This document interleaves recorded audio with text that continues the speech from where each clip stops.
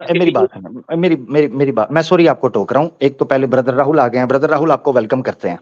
कैसे हैं, खैरियत से हैं? अस्सलाम वालेकुम वरहमतुल्लाह। आमिर भाई खैरियत? वालेकुम, अल्लाह का शुक्र। आपको आवाज़े हक स्टाइल में वेलकम करते हैं। उम्मीद है आप खैरियत से होंगे, सब ठीक होगा जनाब। माशाल्लाह तो माशाल्लाह। मैं तो आज तो फ्राइडे है इसलिए मेरा भी स्ट्रीम है। ओ स्ट्रीम चल रही हाँ, थी उस वक्त। हाँ, हाँ, तो हाँ, बिल्कुल, मेरे बिल्कुल, बिल्कुल। चलें, जी, कोई जी, बात नहीं, जी। आप आ गए हैं तो अल्हम्दुलिल्लाह। मैं आपको बताता चलूँ, आपको याद बड़ी शिद्दत से किया जा रहा था, और लकीली अनामजे भाई भी मौजूद हैं। ये कहते हैं मैं भगवत गीता को 100% ऑथेंटिक मानता हूँ, उसमें से कोई विज्ञान के विरुद्ध बात मुझे दिखा दें, या लॉजिक के विरुद्ध या बेअकल की बात मुझे दिखा दें, या कोई ऐसी बात बताएं जो प्रैक्टिकली पॉसिबल ना हो, तो मैं उस पर बात कर सकता हूँ। तो अभी तो अच्छा हमारा आमिर भाई, जी, जी। अभी तो इंडिया ने चंद्रमा पे पा रखा है, ये बात सही है? आपको पता है? सर मुझे, मैं तो इनको मुबारकबाद जरूर दे रहा हूँ, क्योंकि कई अखबारों में अमेरिका में आया था कि हमने रूस को ट्रक की बत्ती के पीछे यानी चूना लगाने के लिए बोल दिया था, हम चांद पे चले गए हैं, तो उन्होंने भी $1 मिलियन खर्च करके उधर चले गए। वो तो अतिशयोक्ति है, हर कोई अपने बारे में बड़ाई करता है, वो तो अतिशयोक्ति भाव है। अगर ऐसा है तो बहुत बेहतरीन बात है भाई। तो मुझे नहीं, मैं कंफर्म नहीं, मगर मैं मुबारकबाद तो जरूर दूंगा ना जी। एज अ नेशन उन्होंने कोशिश अच्छी तो बात की है, है, हम तो ये चाहते हैं मगर जिस जमीन पे रहते हैं, जिस राष्ट्र में रहते हैं, वो बहुत फले फूले जी, और बहुत रहे।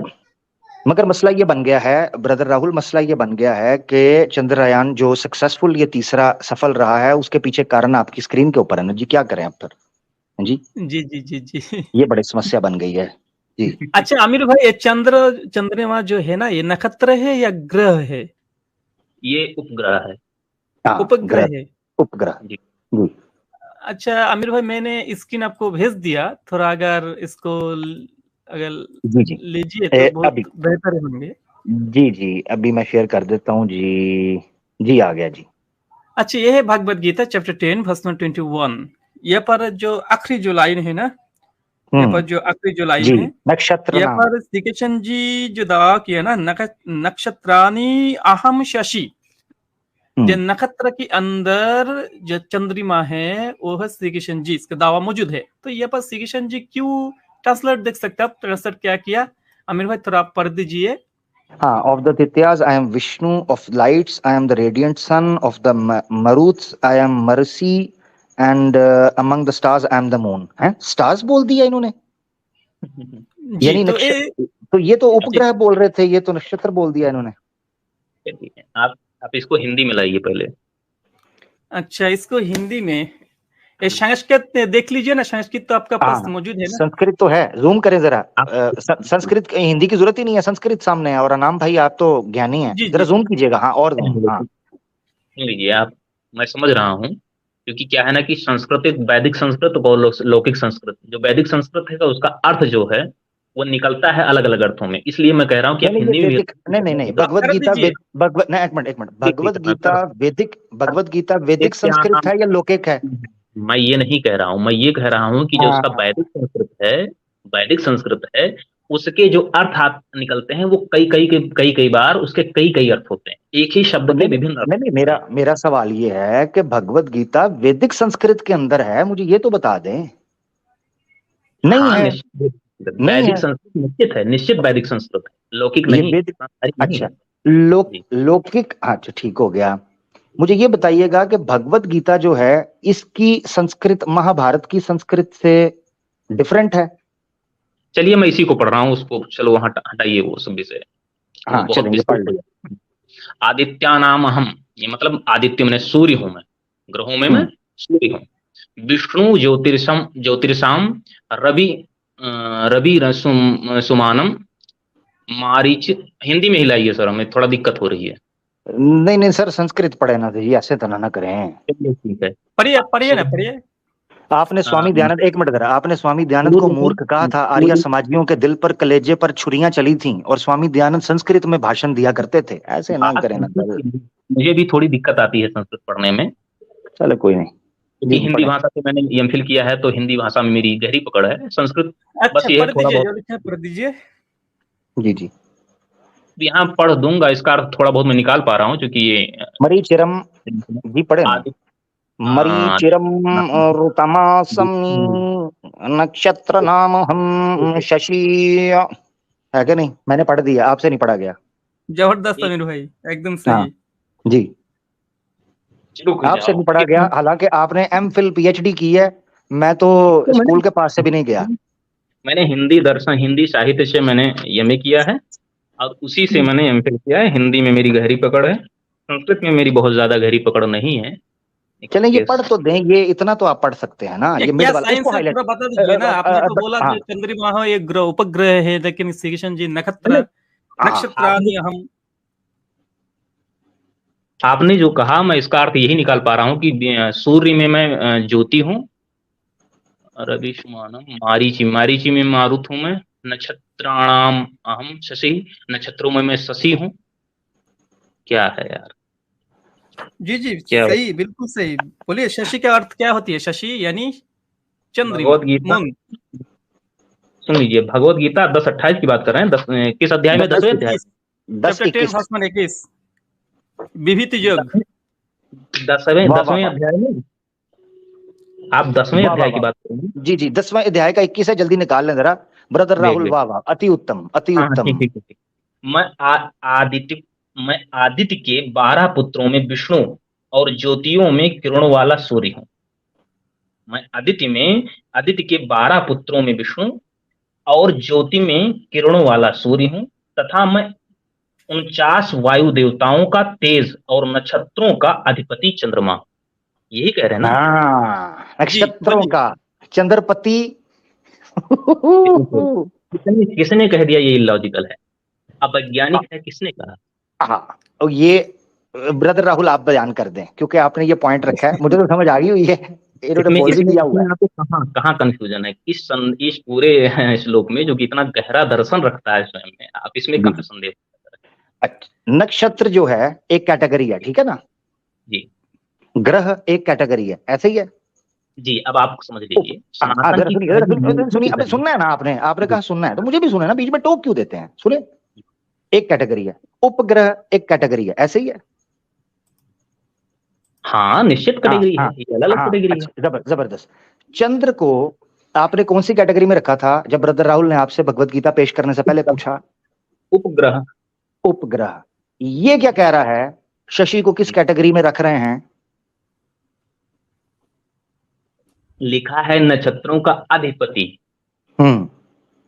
ठीक है, नक्षत्रों का अधिपति, आप समझते हैं? नक्षत्र जो 27 नक्षत्र हैं, उन 27 नक्षत्रों का अधिपति मैं चंद्रमा। तो मगर ये तो उपग्रह था ना। अधिपति का शब्द का अर्थ बताइए आप, क्या है? मैं आपसे पूछ रहा हूं, ये नक्षत्र जो है उसका अधिपति होगा ना? अच्छा, यहाँ पर संस्कृत में अधिपति लफ्ज भी मौजूद नहीं है भाई, यहाँ पर संस्कृत में अधिपति लफ्ज भी मौजूद नहीं है।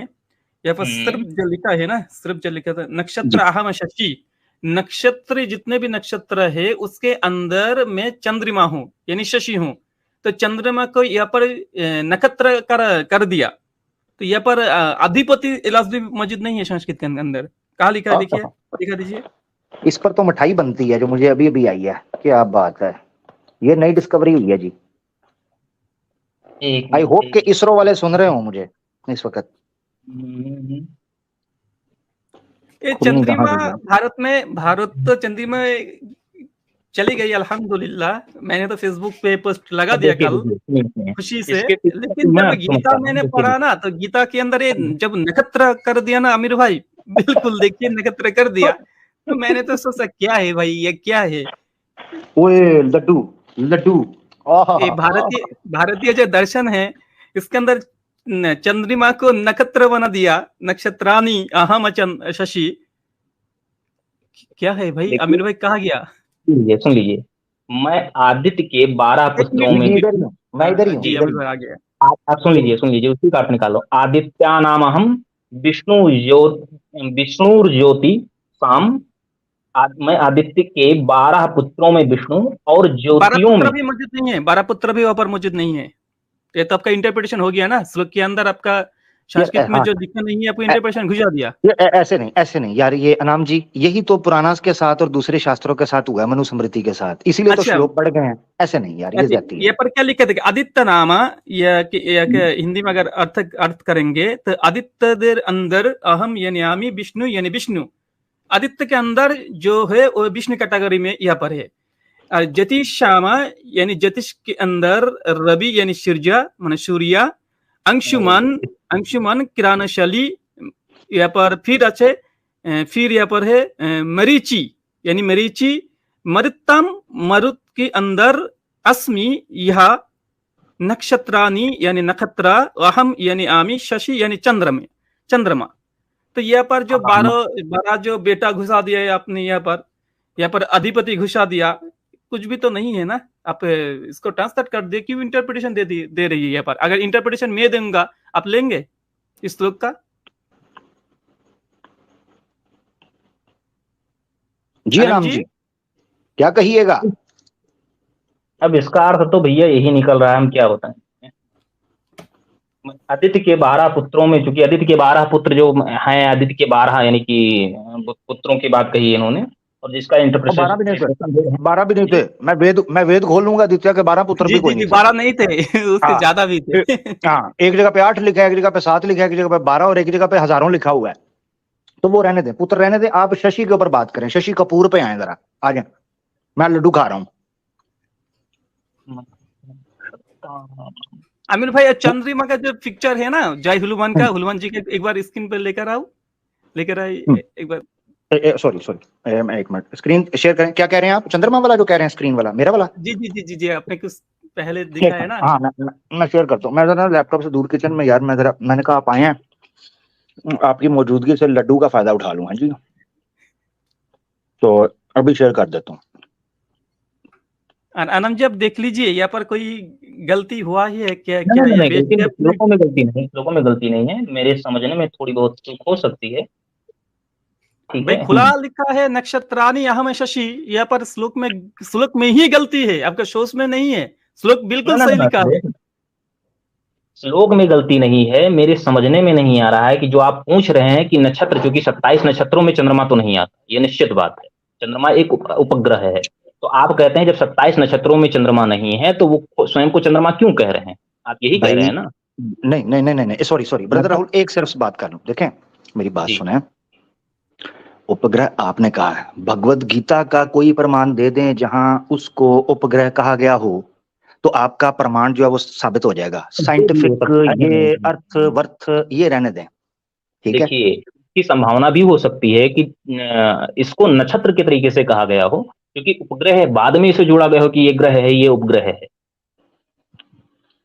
लेकिन फिर 27 नक्षत्रों में चंद्रमा नहीं आता है। हाँ, लेकिन भगवत, हमारा सवाल ही तो यही है भाई। आपका जो सवाल है ना, यही तो सवाल मेरा है। हाँ, अनाम भाई को बात समझ आ गई। उन्होंने बड़ा प्यारा पॉइंट रखा है। उन्होंने कहा 27 ग्रहों के अंदर आता ही नहीं है, नक्षत्र के अंदर जी शशि पिराता कहता। अच्छा आमिर भाई, इसको जाने दे। फिर और एक श्लोक दिखाना चाहता हूँ इस टॉपिक के ऊपर, क्योंकि इंडिया के अंदर तो अभी चंद्रमा चल रही है।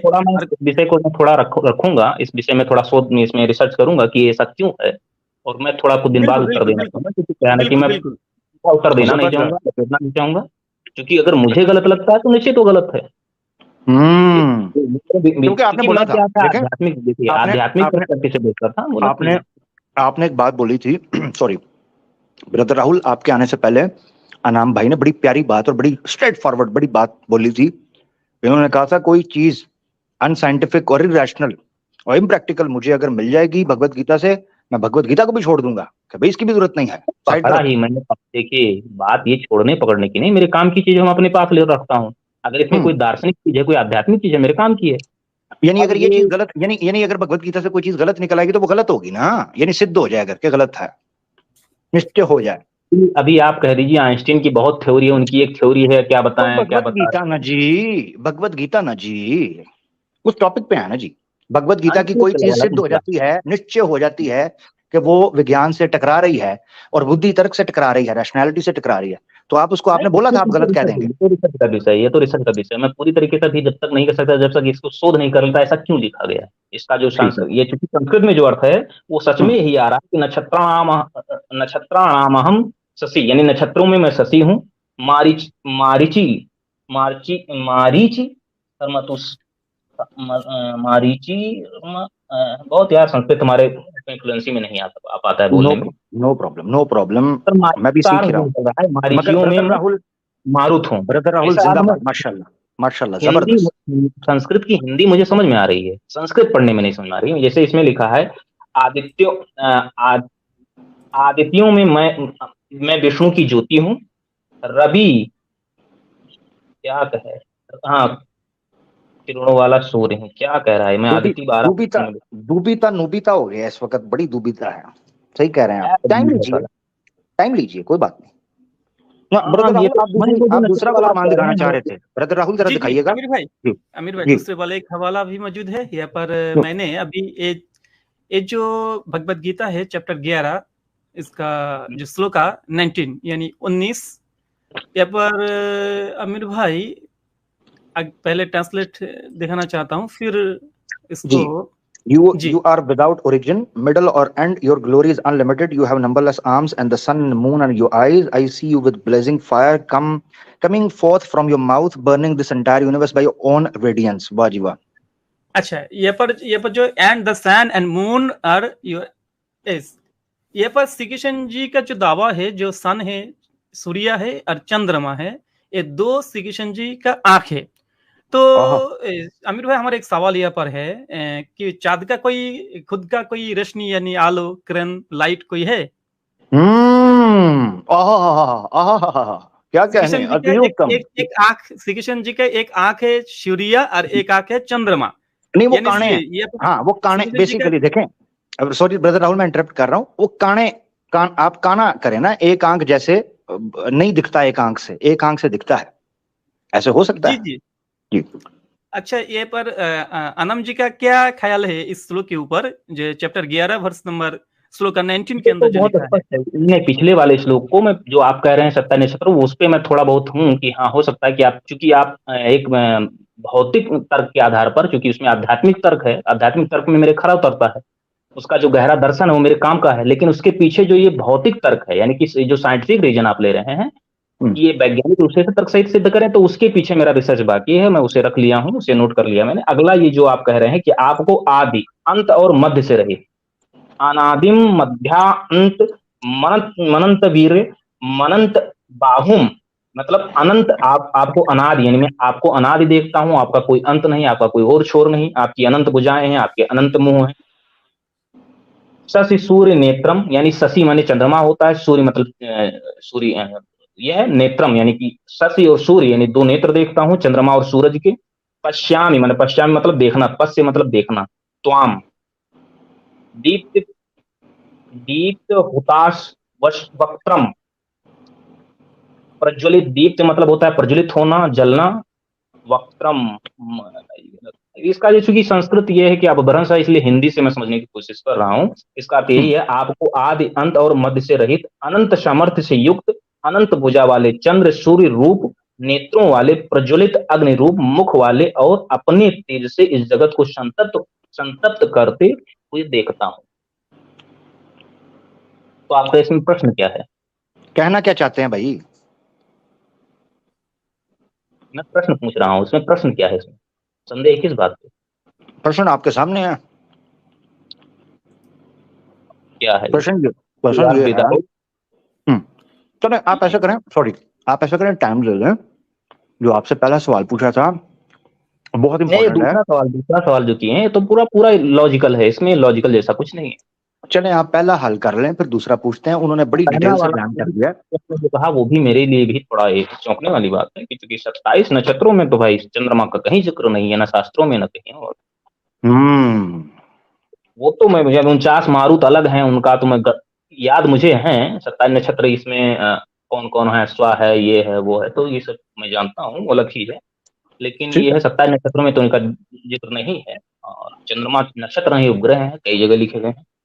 तो मुझे देखना पड़ेगा कि ऐसा क्यों है, उसके पीछे जरूर देखें। और मैं बिल्कुल इस मामले के अंदर कंफर्म हूँ कि आप सत्य की तलाश में निकले हैं तो सत्य को ही प्राप्त होंगे इंशाअल्लाह। कहने का अर्थ यह है कि मैंने दर्शन देखा, दर्शन के पीछे का रहस्य देखा, और ये चीजों के पीछे मैं कम दौड़ा कि हाँ उसमें 27 लिखे हैं, 28 गीता के लिखे हैं, अंदर कौन 5 से दर्शन आपको पसंद हुआ? गीता के अंदर कौन से दर्शन, कौन सा फिलोसॉफी आपको अच्छा लगा? देखिए दर्शन वो है जिससे तुम्हारे चेतना में कोई क्रांति घटे।